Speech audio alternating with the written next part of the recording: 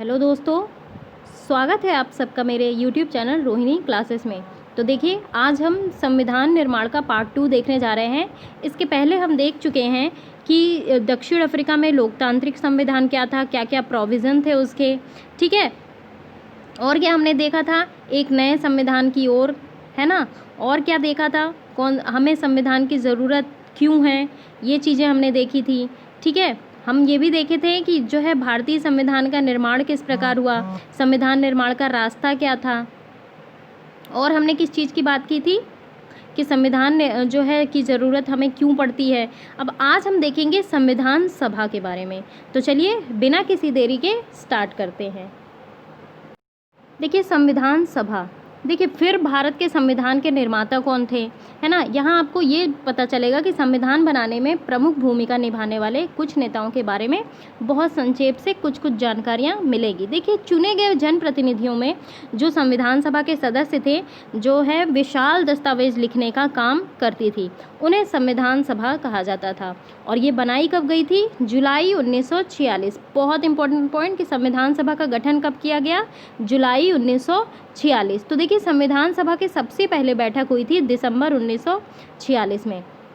Exam में पूछ भी लिया जाता है कि संविधान सभा का सबसे पहला बैठक कब हुआ, तो कब हुआ, दिसंबर 1946। और इसके तत्काल बाद जो है देश जो है दो हिस्सों में बट गया, यानी कि बंटवारा, भारत और पाकिस्तान, ठीक है। तो संविधान सभा भी दो हिस्सों में बट गई, तो भारत का संविधान सभा और पाकिस्तान का संविधान सभा। अच्छा, जो ये कॉर्नर में फ्रीडम फाइटर्स के जो है विवरण दिए हुए हैं, ये हम एंड में सारे इकट्ठे देख लेंगे। अभी हम चैप्टर देख लेते हैं। तो देखिए, संविधान सभा जो है भारतीय संविधान लिखने वाली सभा में 299 सदस्य थे। कितने सदस्य थे, 299 सदस्य। और इसने 26 नवंबर 1949 को अपना काम पूरा कर लिया। इन्होंने कब अपना काम पूरा कर लिया, 26 नवंबर 1949। तो संविधान जो है 26 जनवरी 1950 को लागू हुआ, यानी कि पूरी तरीके से जो है लिख लिया गया था 26 नवंबर 1949 को, और लागू कब किया गया, 26 जनवरी 1950। इसी के उपलक्ष्य में हम गणतंत्र दिवस मनाते हैं 26 जनवरी को, ध्यान होगा आपको, ठीक है। अब बात करेंगे इस सभा द्वारा 50 साल से भी पहले बनाए गए संविधान को हम क्यों मानते हैं। हमने पहले ही एक कारण का जिक्र किया है कि संविधान सिर्फ संविधान सभा के सदस्यों के विचारों को ही व्यक्त नहीं करता, ये अपने समय की व्यापक सहमतियों को भी व्यक्त करता है। तो दुनिया के कई देशों के संविधान को फिर से लिखना पड़ा, क्यों, क्योंकि संविधान में दर्ज बुनियादी बातों पर ही वहाँ के सभी सामाजिक समूहों और राजनीतिक दलों की सहमति नहीं थी।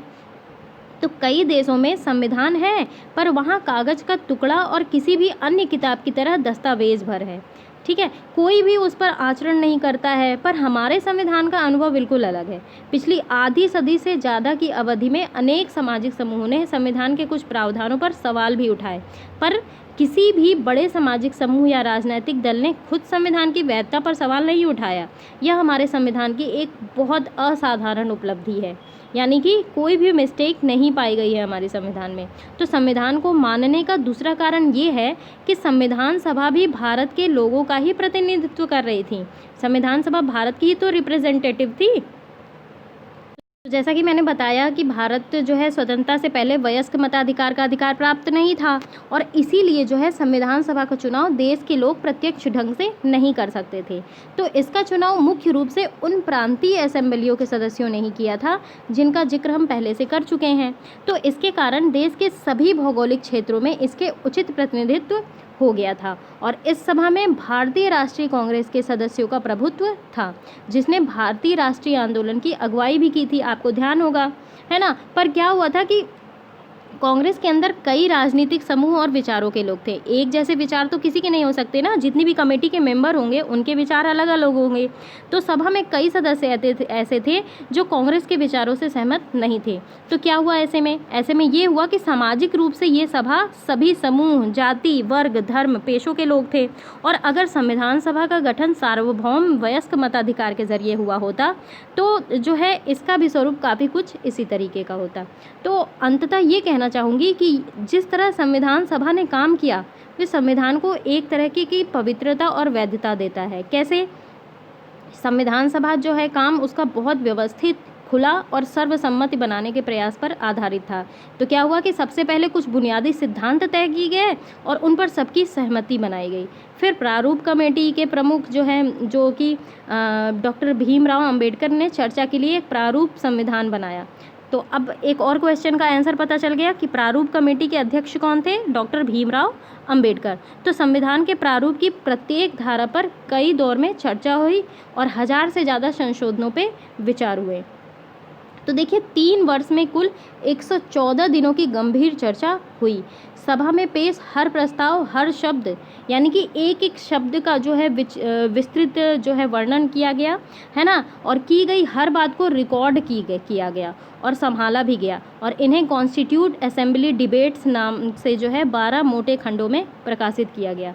और इन्हीं बहसों से हर प्रावधान के पीछे की सोच और तर्क को समझा गया कि यानी कि ये प्रोविज़न बनाया गया है तो इसके पीछे हमारी सोच क्या है, क्या प्रोविज़न है, ये चीज़ें की गई। तो देखिए संविधान की व्याख्या के लिए इस बहस के दस्तावेजों का उपयोग होता है। अब बात करेंगे भारतीय संविधान के बुनियादी मूल्य की। ठीक है, तो क्या है बुनियादी मूल्य? देखिए इस किताब में हम विभिन्न विषयों पर संविधान के प्रावधानों पर अध्ययन करेंगे। अभी हम यही जानने की कोशिश करें कि हमारे संविधान के पीछे दर्शन क्या है, इसके पीछे काम करने के क्या तरीके थे, है ना। अपने नेताओं के संविधान संबंधी विचार पढ़कर हम इस बात को समझ सकते हैं, परंतु हमारा संविधान स्वयं अपने दर्शन के बारे में जो कहता है उसे पढ़ना भी उतना ही ज़रूरी है। संविधान की प्रस्तावना यही काम करती है। अभी हम प्रस्तावना पूरा डिटेल में भी देखेंगे। आइए पहले ये आगे देख लेते हैं। तो देखिए क्या है, भेदभाव और गैर बराबरी मुक्त भारत का सपना डॉक्टर भीमराव अंबेडकर के मन में भी था, जिन्होंने संविधान निर्माण में महत्वपूर्ण भूमिका निभाई। और असमानता कैसे दूर की जा सकती है इसके बारे में उनके विचार सराहनीय है। तो देखिए सपने और वादे, देखिए आप में से कुछ को भारतीय संविधान निर्माताओं की सूची का एक बड़ा नाम न होने पर हैरानी होगी, यानी महात्मा गांधी। ठीक है, वे संविधान सभा के सदस्य नहीं थे, पर संविधान सभा के अनेक सदस्य उनके विचारों के अनुयायी थे। 1931 में अपनी पत्रिका यंग इंडिया में उन्होंने संविधान से अपनी अपेक्षा के बारे में लिखा है। तो एक बात और पता चल गई कि यंग इंडिया किसके द्वारा रचित है? ये रचित है महात्मा गांधी के द्वारा। तो देखिए आइए महात्मा गांधी का कथन देख लेते हैं। उन्होंने यंग इंडिया में क्या लिखा था, देखिए क्या लिखा है। मैं भारत के लिए एक ऐसा संविधान चाहता हूँ जो उसे गुलामी और अधीनता से मुक्त करे। मैं ऐसे भारत के लिए प्रयास करूँगा जिसे सबसे गरीब व्यक्ति भी अपना माने, उसे लगे कि देश को बनाने में उसकी भी भागीदारी है। ऐसा भारत जिसमें लोगों का उच्च वर्ग और निम्न वर्ग न रहे। ऐसा भारत जिसमें सभी नशीली चीज़ों के लिए कोई जगह न हो, औरतों को भी मर्दों जैसे अधिकार हों। मैं इससे कम पर संतुष्ट बिल्कुल नहीं होऊंगा।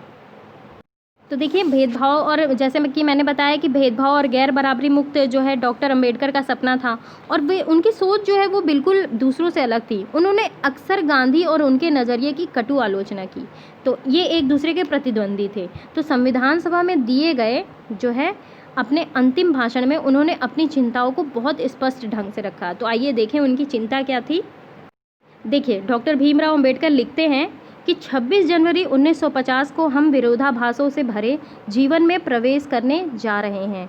राजनीति के मामले में हमारे यहाँ समानता होगी, आर्थिक और सामाजिक जीवन में असमानताओं से भरा होगा। राजनीति में हम एक व्यक्ति एक वोट और हर वोट के समान महत्व के सिद्धांत को मानेंगे। अपने सामाजिक और आर्थिक जीवन में हम अपने सामाजिक और आर्थिक ढांचे के कारण ही एक व्यक्ति एक वोट के सिद्धांत को नकारना जारी रखेंगे। देखिए कितना अच्छा लिखा है इन्होंने। हम इस विरोधाभासपूर्ण जीवन को कितने लंबे समय तक जीते आ रहे हैं। बात कर रहे हैं ये दलितों की। तो हम अपने सामाजिक और आर्थिक जीवन में कब तक समानता को नकारते रहेंगे? अगर यह नकारना ज़्यादा लंबे समय तक चला तो हम अपने राजनीतिक लोकतंत्र को ही संकट में डालेंगे। तो देखिए आखिर में आइए हम 15 अगस्त 1947 की मध्य रात्रि के समय संविधान सभा में दिए गए जवाहरलाल नेहरू के प्रसिद्ध भाषण को याद करते हैं। जैसा कि आप सभी को पता है कि 15 अगस्त 1947 को रात के 12 बजे हमारा देश आज़ाद हुआ था। ध्यान रखेंगे, जब पूरा भारत नींद ले रहा था तभी हमारा देश वो आज़ाद हुआ था। तो आइए देखें भाषण में क्या लिखा हुआ है जवाहरलाल नेहरू के। देखिए, वर्षों पहले हमने अपनी नियति के साथ साक्षात्कार किया और अब वक्त आ गया है कि हम अपने वायदों पर अमल करें। पूरी तरीके से जो है, हर तरीके से तो नहीं, काफ़ी हद तक घड़ियां जब ठीक मध्य रात्रि का घंटा बजाएंगी और जब सारी दुनिया सोती रहेगी, मैंने बताया आपको कि रात को देश आज़ाद हुआ था, उनका भाषण उसी समय हो रहा था, जब सारी दुनिया सोती रहेगी तब भारत जो है नए जीवन की शुरुआत करेगा, आज़ाद होगा। इतिहास में कभी कभार ही सही पर ऐसा क्षण जरूर आता है जब हम पुराने को छोड़कर नए में प्रवेश करते हैं, जब एक युग का अंत होता है और जब लंबे समय से किसी राष्ट्र की दबी हुई आत्मा प्रस्फुटित होती है, आवाज़ पाती है। ऐसे पवित्र क्षण में हम अपने आप को भारत और उसके लोगों और उससे भी अधिक मानवता की सेवा में समर्पित करें। यही हमारे लिए उचित है। आज़ादी और सत्ता जिम्मेदारियां लाती हैं। भारत के संप्रभु लोगों का प्रतिनिधित्व करने वाली इस संप्रभुता संपन्न सभा के ऊपर अब जिम्मेदारी है। आज़ादी जो है, आज़ादी के जन्म से पूर्व पूरी प्रसव पीड़ा झेली है हमने और इस क्रम में हुए दुखों से हमारा दिल भारी है। इसमें कुछ दर्द अभी भी बने हुए हैं, फिर भी इतिहास अब बीत चुका है और अब भविष्य हमें सुनहरे संकेत दे रहा है। यह भविष्य बहुत आराम करने और सुस्ताने का नहीं, बल्कि उन वायदों को पूरा करने का है जो निरंतर प्रयास करता रहे, जिसने हमें अक्सर किया है और शपथ जो है आज भी लेंगे। भारत की सेवा करने का अर्थ है दुखों और परेशानियों में पड़े लाखों करोड़ों लोगों की सेवा करना। इसका अर्थ दरिद्रता, अज्ञानता, बीमारियों का, अवसर की असमानता का अंत। हमारे युगों के महानतम आदमी की कामना हर आँख से आंसू पोंछने की है। संभव है कि जो है यह काम हमारे भर से पूरा नहीं होगा। जब तक लोगों की आंखों से में आंसू है, कष्ट है, तब तक हमारा काम खत्म नहीं होगा। तो ये जो है भाषण जवाहरलाल नेहरू का है, जो कि प्रथम प्रधानमंत्री थे हमारे देश के, स्वतंत्र भारत के।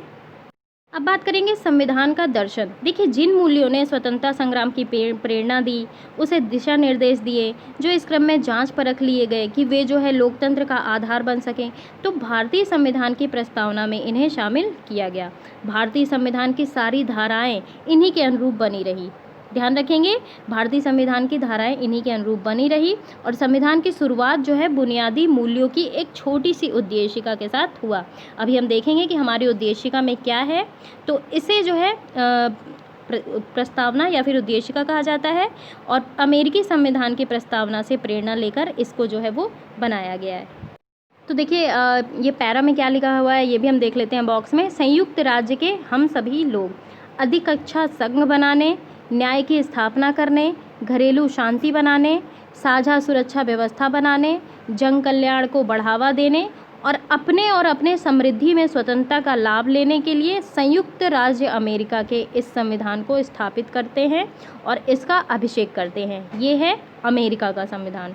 अब बात करते हैं दक्षिण अफ्रीका के लोग। अपने इतिहास में हुए अन्याय को स्वीकार करते हैं, अपनी भूमि, ये प्रस्तावना है, ध्यान रखिएगा गाइस। उत्तर अमेरिका का प्रस्तावना हमने देखा, अब हम देख रहे हैं दक्षिण अफ्रीका की प्रस्तावना। ठीक है, तो अपने इतिहास में हुए अन्याय को स्वीकार करते हैं, अपनी भूमि पर आज़ादी और न्याय के लिए संघर्ष करने में कष्ट उठाने वालों को सलाम करते हैं, अपने देश को बनाने और विकसित करने में मदद करने वालों का आदर करते हैं और मानते हैं कि दक्षिण अफ्रीका उन सभी का है जो यहाँ रहते हैं, यहाँ की विविधता से जुड़े हैं। इसलिए स्वतंत्र रूप से चुने अपने प्रतिनिधियों के माध्यम से अपने गणतंत्र के सर्वोच्च कानून के तौर पर इस संविधान को स्वीकार करते हैं, जिससे पहले के विभाजन मिटे और लोकतांत्रिक मूल्य, सामाजिक न्याय, मौलिक मानवाधिकारों पर आधारित एक समाज बन सके। एक ऐसे लोकतांत्रिक और मुक्त समाज की स्थापना हो जिससे सरकार लोगों की इच्छा के अनुसार बने और चले, हर नागरिक को कानून के समान संरक्षण मिले, सभी नागरिकों के जीवन की गुणवत्ता में सुधार हो, हर एक व्यक्ति की संभावनाओं को फलने फूलने की स्वतंत्रता हो, एक संयुक्त और लोकतांत्रिक दक्षिण अफ्रीका का निर्माण हो जो राष्ट्र के समूह एक संप्रभु देश के तौर पर अपना उचित स्थान प्राप्त कर सके। ईश्वर हमारे लोगों की रक्षा करे। तो ये है साउथ अफ्रीका का प्रस्तावना। अभी हम अपने देश की प्रस्तावना की भी बात करेंगे। देखिए पहले जान लेते हैं कुछ चीज़ें इसके बारे में कि संविधान की शुरुआत जो है एक प्रस्तावना के साथ होती है। तो आइए हम अपने संविधान की प्रस्तावना को बहुत सावधानी से पढ़ें और एक एक टर्म्स के बारे में हम समझेंगे। बहुत खूबसूरत कविता सी लगती है अपने देश की प्रस्तावना। इसमें दर्शन शामिल है जिस पर पूरे संविधान का निर्माण हुआ है, और ये दर्शन जो है सरकार के किसी भी कानून और फैसले के मूल्यांकन और परीक्षण का मानक तय करता है। इसके सहारे परखा जा सकता है कि कौन कानून, कौन फैसला अच्छा या बुरा है, और इसमें भारतीय संविधान की आत्मा बसती है। तो आत्मा किसमें बसती है? भारत की प्रस्तावना में, यानी कि उद्देशिका। इसे इंग्लिश में कहते हैं प्रिएम्बल। देखिए ये है हमारे देश की संविधान की उद्देशिका यानी कि प्रस्तावना। प्रस्तावना स्टार्ट होती है हम भारत के लोग से, यानी कि लोकतांत्रिक शासन है तो लोगों के बारे में सबसे पहले बताया गया। हम भारत के लोग, भारत को एक संपूर्ण प्रभुत्व संपन्न, अभी हमें ये सारे टर्म्स देखेंगे इनका मतलब क्या है। हम भारत के लोग भारत को एक संपूर्ण प्रभुत्व संपन्न, समाजवादी, पंथनिरपेक्ष, लोकतंत्रात्मक गणराज्य बनाने के लिए और उसके समस्त नागरिकों को सामाजिक, आर्थिक, राजनैतिक न्याय, विचार, अभिव्यक्ति, विश्वास, धर्म और उपासना की स्वतंत्रता, प्रतिष्ठा और अवसर की समता प्राप्त कराने के लिए तथा उन सब में व्यक्ति की गरिमा और राष्ट्र की एकता और अखंडता सुनिश्चित करने वाली बंधुता बढ़ाने के लिए दृढ़ संकल्प होकर अपनी इस संविधान सभा में आज तारीख 26 नवंबर 1949 को एतद द्वारा इस संविधान को अंगीकृत, अधिनियमित और आत्मर्पित करते हैं। अब आइए जान लेते हैं टर्म्स के बारे में। तो सबसे पहला टर्म आता है हम भारत के लोग। देखिए भारत के संविधान का निर्माण और अधिनियम भारत के लोगों ने अपने प्रतिनिधियों के माध्यम से किया, ना कि इसे किसी राजा या बाहरी आदमी ने उन्हें दिया। दूसरी बात आती है समाजवादी। देखिए समाज में संपदा सामूहिक रूप से पैदा होती है, सब लोग मिला के ही तो संपदा उत्पादित करते हैं। तो समाज जो है उसका बंटवारा समानता के साथ होना चाहिए। ठीक समानता के साथ, जब सारे लोग आप एक उदाहरण के माध्यम से समझिए कि जो है हम सब मिलकर एक संपूर्ण देश का निर्माण कर रहे हैं, तो अगर उसमें से किसी चीज़ का बंटवारा होगा तो वो चीज़ जो है समानता के आधार पर होगी। तो सरकार जो है ज़मीन और उद्योग धंधों की हकदारी से जुड़े कायदे कानून इसी तरीके से बनाए सामाजिक आर्थिक असमानताएं ताकि कम हो। अब बात करते हैं प्रभुत्व संपन्न। तो प्रभुत्व संपन्न का मतलब क्या है कि लोगों को अपने से जुड़े हर मामले में फैसला करने और सर्वोच्च अधिकार है। कोई भी बाहरी शक्ति भारत की सरकार को आदेश नहीं दे सकती। बहुत अच्छी बात लिखी हुई है। अब बात करेंगे लोकतंत्रात्मक। तो देखिए सरकार को एक ऐसा स्वरूप जिसमें लोगों की समान राजनीतिक अधिकार प्राप्त रहते हैं, लोग अपने शासन का चुनाव करते हैं और उसे जवाबदेह बनाते हैं। ये सरकार कुछ बुनियादी नियमों के अनुरूप चलती है। बात करेंगे अब पंथ निरपेक्ष के बारे में। इसका मतलब क्या है कि नागरिकों को किसी भी धर्म को मानने की पूरी स्वतंत्रता है, लेकिन कोई धर्म आधिकारिक नहीं है। हम जो हैं वो धर्मनिरपेक्ष राज्य में रहते हैं। ठीक है, तो सरकार सभी धर्म की मान्यताओं और आचरणों पर समान सम्मान देती है। बात करेंगे हम न्याय के बारे में। तो न्याय क्या है? नागरिकों के साथ उनकी जाति, धर्म और लिंग के आधार पर भेदभाव नहीं किया जा सकता। बात करेंगे अब गणराज्य के बारे में। तो शासन का प्रमुख जो है लोगों द्वारा चुना हुआ व्यक्ति होगा, ना कि किसी वंश या राज्य के खानदान से। अगला है स्वतंत्रता। तो देखिए नागरिक कैसे सोचे, किस तरह अपने विचारों को अभिव्यक्त करें, अपने विचारों को किस तरीके से अमल में लाए, तो इस पर कोई अनुचित पाबंदी नहीं होनी चाहिए। बात करेंगे अब समता की। तो कानून के समक्ष सभी लोग समान हैं। पहले से चली आ रही सामाजिक असमानताओं को समाप्त होना होगा और सरकार हर नागरिक को समान अवसर उपलब्ध कराने की व्यवस्था करे। अगला है बंधुता। तो बंधुता का मतलब क्या हुआ कि हम सभी ऐसा आचरण करें जैसे हम एक परिवार के सदस्य हों, परिवार के सदस्य जैसा आचरण करें और कोई भी नागरिक किसी दूसरे नागरिकों को अपने से कमतर ना आंके। तो देखिए इस छोटी सी पोयम के रूप में जो उद्देशिका लिखी गई है, इसमें पूरा संविधान समाहित हो गया है। कहने को तो हमारा संविधान बहुत बड़ा और लिखित संविधान है, लेकिन देखिए ये छोटा सा प्रियम्बल जो है, ये जो प्रस्तावना दे रहा है हमारे संविधान का, इसमें पूरी चीज़ें समाहित कर दी गई हैं। अब बात कर लेते हैं संस्थाओं के स्वरूप की। देखिए, संविधान सिर्फ मूल्यों और दर्शन के बयान भर से नहीं चलता। जैसा कि हमने पहले जिक्र किया है कि संविधान जो है इन मूल्यों को संस्थागत रूप देने की कोशिश करता है, जिसे हम भारत का संविधान कहते हैं। तो उसका अधिकांश हिस्सा इन्हीं व्यवस्थाओं को तय करने वाला है। तो यह एक बहुत ही लंबा और विस्तृत दस्तावेज है और इसीलिए समय समय पर इसे नया रूप देने के लिए इसमें कई बदलाव, जैसे आप संविधान संशोधन देखते होंगे तो इसमें जो है नियमानुसार बदलाव भी किए जाते हैं परिस्थितिवश। और भारतीय संविधान के निर्माताओं को लगा कि इसे लोगों की भावनाओं के अनुरूप चलना चाहिए, समाज में हो रहे बदलावों से दूर नहीं रहना चाहिए। उन्होंने इसे पवित्र, स्थायी और ना बदले जा सकने वाले कानून के रूप में नहीं देखा था और इसीलिए उन्होंने बदलावों के समय समय पर शामिल करने का प्रावधान भी रखा, जिसे हम संविधान संशोधन के नाम से जानते हैं। तो देखिए, संविधान ने संस्थागत व्यवस्थाओं को बड़ी कानूनी भाषा में दर्ज किया और अगर आप संविधान को जो है पहली बार पढ़ें तो इसे समझना मुश्किल लगेगा, ठीक है। फिर भी जो है संस्थाओं के बुनियादी स्वरूप को समझना बहुत मुश्किल नहीं है। किसी भी संविधान की तरह भारतीय संविधान भी वे नियम बताता है जिनके अनुसार शासकों का चुनाव किया जाएगा। इसमें ये भी स्पष्ट लिखा गया है कि किसके पास कितनी शक्ति होगी और कौन जो है किस बारे में फैसले लेगा। साथ ही जो है इसमें ये भी है कि जो इसमें ये भी लिखा हुआ है कि संविधान जो है नागरिकों को कुछ स्पष्ट अधिकार देकर सरकार के लिए लक्ष्मण रेखा तय कर देता है। सरकार इससे आगे नहीं बढ़ सकती। तो पुस्तक के शेष 3 अध्याय जो हैं भारतीय संविधान के इन्हीं 3 पक्षों के बारे में आगे बताएगा। इसके बारे में हम चर्चा करेंगे। तो आइए थोड़े टर्म देख लेते हैं। बात करते हैं रंग भेद के बारे में। तो देखिए, दक्षिण अफ्रीका में आपने देखा ही है कि 1948 से 1989 के बीच काले लोगों के साथ नस्ली जो है अलगाव, खराब व्यवहार के कारण शासन व्यवस्था। धारा क्या होती है? धारा जो है किसी दस्तावेज की खास हिस्सा अनुच्छेद होता है। संविधान क्या होता है? ये तो आपको पता ही है कि देश का सर्वोच्च कानून। इसमें किसी भी देश की राजनीति और समाज को चलाने के लिए जो है मौलिक कानून होते हैं। संविधान संशोधन देश की सर्वोच्च विधायी संस्था द्वारा उस देश के संविधान में किया जाने वाला बदलाव। संविधान सभा जनप्रतिनिधियों की वह सभा जो संविधान लिखने का काम करती है। प्रारूप क्या है? किसी कानूनी दस्तावेज का प्रारंभिक रूप। दर्शन क्या है? किसी सोच और काम को दिशा देने वाली जो है सबसे बुनियादी विचार। प्रस्तावना हमने देख ही लिया है कि संविधान का पहला कथन जिसमें कोई देश अपने संविधान के बुनियादी मूल्यों और अवधारणाओं को स्पष्ट करता है। देशद्रोह क्या होता है? देश की सरकार को उखाड़ फेंकने की कोशिश करने का अपराध। अब आइए पाठ के अंत में हम इनके क्वेश्चंस को देख लेते हैं। तो सबसे पहला क्वेश्चन ये है कि नीचे कुछ गलत वाक्य दिए गए हैं, हर एक में की गई गलती पहचानें और इस अध्याय के आधार पर उसे ठीक करें। सबसे पहला वाक्य है, स्वतंत्रता के बाद देश लोकतांत्रिक हो या नहीं, इस विषय पर स्वतंत्रता आंदोलन के नेताओं ने अपना दिमाग खुला रखा था। तो देखिए इसमें क्या गलती है?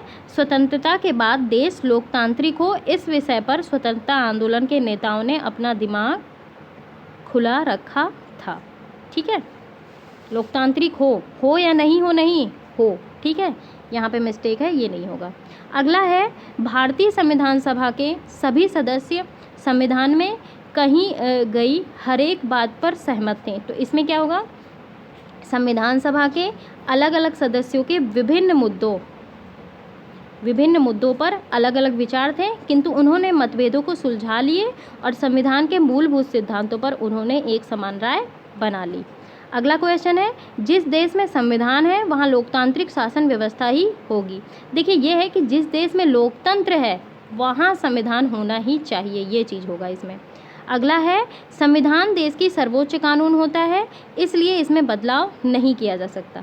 देखिए यदि संविधान में संशोधन करना पड़े तो उसे जो है संसद के 2/3 सदस्यों द्वारा होना अनिवार्य किया जाता है।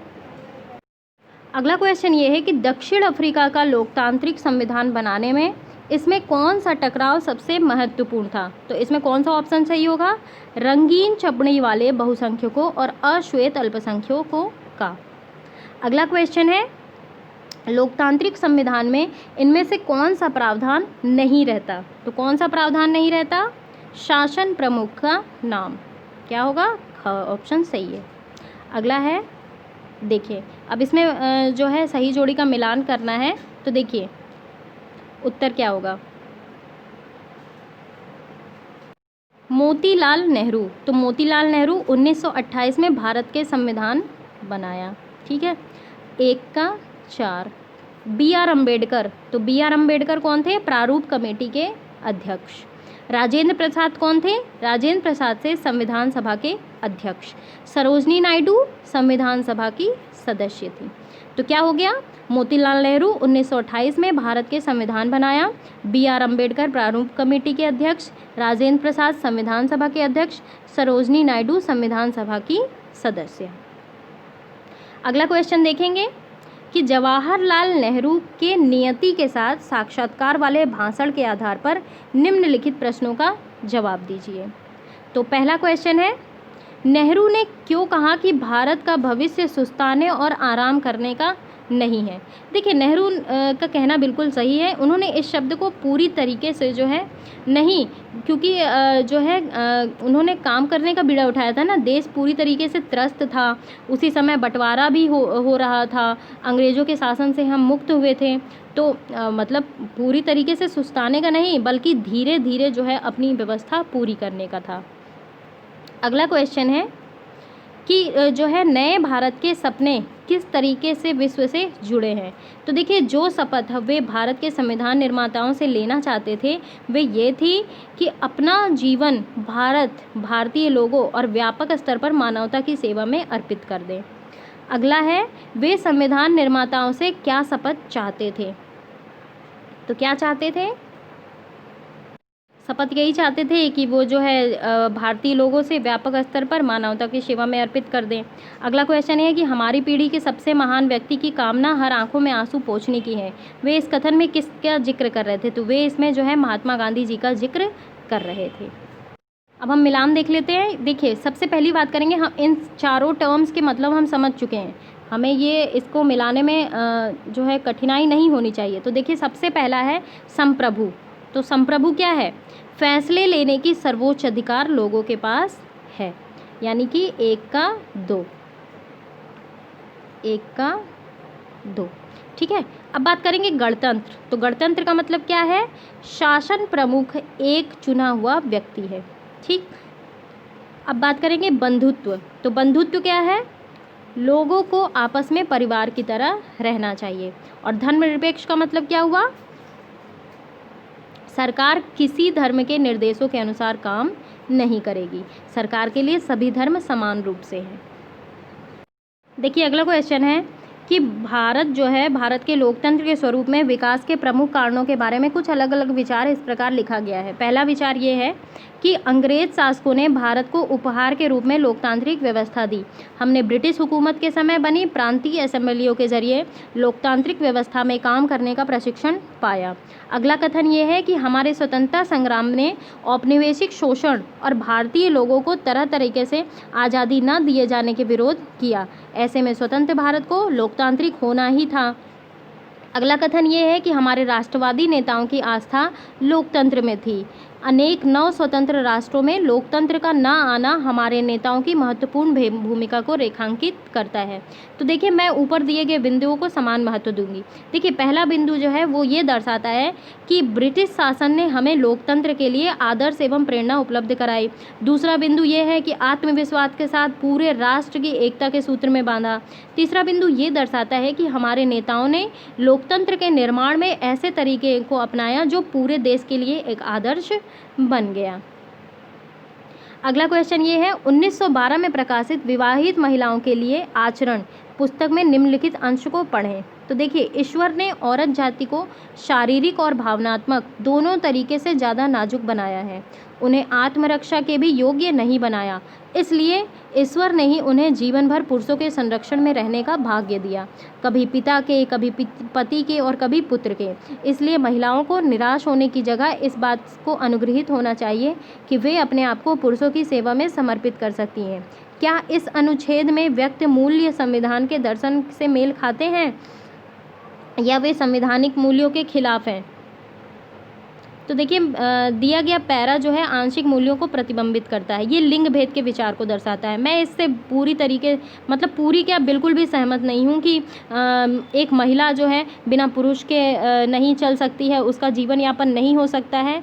अगर महिला चाहे तो वो अकेले ही अपने जीवन को चला सकती है, पुरुषों के ऊपर निर्भर नहीं रहना होता है उसे। वो तो उसकी अपनी उपलब्धि है या फिर मानसिकता है कि वो जो है हर चीज़ों को मान के चलती है। क्योंकि मैं ये बताती चलूँ कि एक महिला से शक्तिशाली इंसान कोई नहीं हो सकता। इतना पुरुषों में भी ताकत नहीं होती है कि वो जो है महिलाओं के समान जो है सह सकें, जो जितनी चीज़ें सहती हैं औरतें और सारी चीज़ें बना के चलती हैं, वो घर भी संभाल लेती हैं और बाहर की चीज़ें भी देख लेती हैं। तो ये संविधान द्वारा प्रचारित समानता की भावना के विपरीत है और ये जो हमारा मूल अधिकार है समानता का अधिकार, उसके भी खिलाफ है।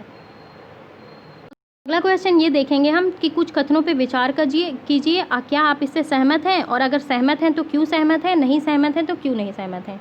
सबसे पहला लिखा हुआ है कि संविधान के नियमों की हैसियत किसी भी अन्य कानून के बराबर है। तो सबसे पहला जो है सत्य है। कैसे? देखिए, संविधान जो है किसी देश का सर्वोच्च कानून है या किसी लोकतांत्रिक देश की नींव है। तो संविधान में वर्णित किए गए कानूनों पर अन्य सभी कानूनों का निर्माण किया जाता है। अतः इसका अर्थ क्या हुआ कि संवैधानिक कानूनों को भी वही और उससे भी अधिक हैसियत प्राप्त है जो देश के अन्य कानून को है। अगला क्वेश्चन है कि संविधान बताता है कि शासन व्यवस्था के विविध अंगों के गठन किस तरीके से होगा। ये भी सत्य है। कैसे सत्य है? देखिए, संविधान सरकार निर्माण का ढांचा निर्धारित करती है ना। और क्या करती है? यह सरकार के विभिन्न अंगों, कार्यपालिका हो गई या फिर न्यायपालिका हो गई या फिर विधायिका के गठन और उसके कार्यों को विस्तार के लिए भी जो है वो परिभाषित करती है। अगला है नागरिकों के अधिकार और सरकार की सत्ता की सीमाओं का उल्लेख भी संविधान में स्पष्ट रूप से है। ये भी सही है भाई। कैसे सही है? देखिए, संविधान ने देश के सभी नागरिकों के लिए मौलिक अधिकार निर्धारित किए गए हैं। मूल अधिकार जिसे फंडामेंटल राइट्स कहते हैं। तो इन अधिकारों की न्यायालय की मांग की जा सकती है इन अधिकारों के हनन पे। और सरकार के विभिन्न अंगों का ढांचा बनाने, उसके कार्य क्षेत्र स्वतंत्र बताते हुए फिर भी प्रत्येक अंग को अन्य अंगों के नियंत्रण में रखते हुए संविधान यह सुनिश्चित करता है कि सरकार द्वारा प्रयोग की जा रही शक्तियाँ पूरी तरीके से सीमाओं में हैं। अगला क्वेश्चन है, संविधान संस्थाओं की चर्चा करता है, उसका मूल्यों से कुछ लेना देना नहीं है। ये असत्य है, ये गलत है, बाकी सब सही है। कैसे गलत है ये भी मैं आपको बता दूं कि संविधान जो है सरकार की विभिन्न संस्थाओं के गठन और उनके कार्यों को निर्धारित करता है। क्यों? क्योंकि जो है इन संस्थाओं को चलाने के लिए ढांचा और नियम उपलब्ध हो सके। यद्यपि क्या होता है कि ऐसे कानून और ढांचे उपलब्ध कराते समय लोकतांत्रिक सिद्धांत का मूल्य और इसका मार्गदर्शन करते हैं और इसीलिए एक संविधान मूल्यों के बारे में भी चर्चा करता है। क्यों? क्योंकि यह मूल्य जो है आधारित होता है संस्थाओं के बारे में।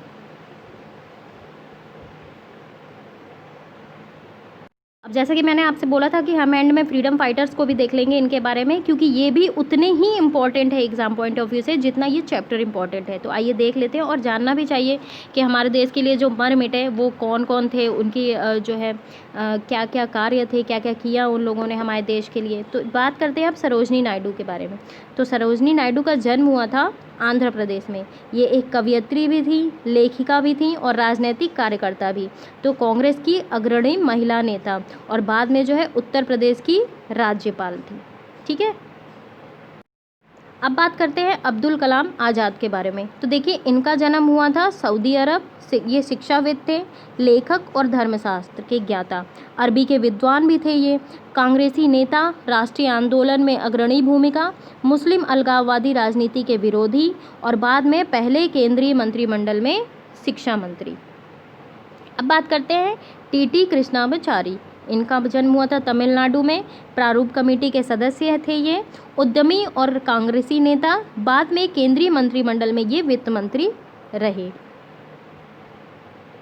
अब बात करते हैं राजेंद्र प्रसाद। ये देखिए, इनका जन्म हुआ था बिहार। एग्जामिनेशन में भी पूछ चुका है, यूपीपीएससी के एग्जाम में पूछ चुका है कि राजेंद्र प्रसाद का जन्म कहाँ हुआ था। तो इसका आंसर होगा बिहार। ये संविधान सभा के अध्यक्ष थे, वकील और चंपारण सत्याग्रह में इनकी प्रमुख भागीदारिता थी और 3 बार कांग्रेस के अध्यक्ष रहे ये। बाद में भारत के प्रथम राष्ट्रपति भी बने। अब बात करते हैं जयपाल सिंह के बारे में। तो इनका जन्म हुआ था झारखंड में। ये खिलाड़ी भी थे, शिक्षाविद भी थे, भारतीय हॉकी टीम के पहले कप्तान भी थे। ये आदिवासी महासभा के संस्थापक अध्यक्ष और बाद में झारखंड पार्टी के संस्थापक। अब बात करते हैं एच.सी. मुखर्जी। इनका जन्म हुआ था बंगाल में। संविधान सभा के ये उपाध्यक्ष थे, प्रसिद्ध लेखक और शिक्षाविद, कांग्रेसी नेता, ऑल इंडियन क्रिश्चियन काउंसिल और बंगाल विधानसभा के सदस्य और बाद में बंगाल के राज्यपाल बने। अगली है जी दुर्गाबाई देशमुख। ठीक है, तो इनका जन्म हुआ था आंध्र प्रदेश में। वकील और महिला मुक्ति कार्यकर्ता थी ये। आंध्र प्रदेश महिला सभा की संस्थापक थी, कांग्रेस की सक्रिय नेता, बाद में केंद्रीय समाज कल्याण बोर्ड की संस्थापक अध्यक्ष बनी।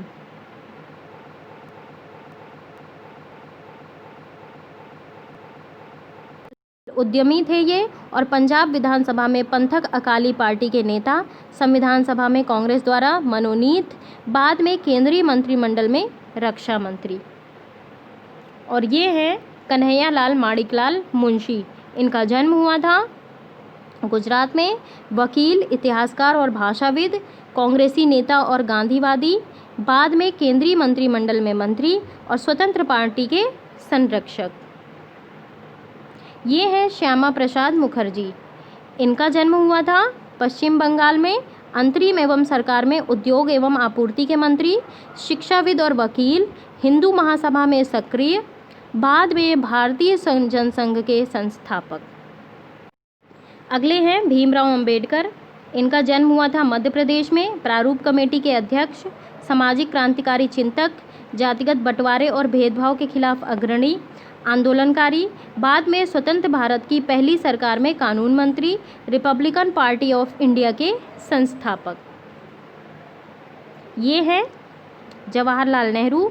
इनका जन्म हुआ था उत्तर प्रदेश में। अंतरिम सरकार में जो है ये प्रधानमंत्री थे। वकील और कांग्रेस नेता, समाजवाद, लोकतंत्र और साम्राज्यवाद विरोध के पक्षधर, बाद में भारत के प्रथम प्रधानमंत्री। ये देखिए, ये हैं सोमनाथ लाहिड़ी। इनका जन्म हुआ था वेस्ट बंगाल में। लेखक और संपादक, भारतीय कम्युनिस्ट पार्टी के नेता, बाद में पश्चिम बंगाल विधानसभा के सदस्य। तो चलिए, यहीं समाप्त होता है ये वीडियो। और कैसा लगा मेरा ये वीडियो ज़रूर आप मुझे कमेंट बॉक्स में बताएं। मेरे चैनल को सब्सक्राइब करिए, वीडियोस को लाइक करिए और ज़्यादा से ज़्यादा शेयर करिए प्लीज़ गाइस। अगर आपको मेरा वीडियो थोड़ा भी अच्छा लगता है तो प्रेस द लाइक बटन। और अगर ज़्यादा आप खुश हो रहे हो तो प्लीज़ कमेंट भी कर दिया करो। मुझे बहुत अच्छा लगता है आप लोगों के कमेंट्स पढ़ना, तो प्लीज़ कमेंट कर दिया करें। और प्लीज़ मेरे चैनल पे या फिर मेरे वीडियोस पे जो भी ऐड आते हैं प्लीज़ उसको स्किप मत किया करिए। तो चलिए, थैंक यू सो मच।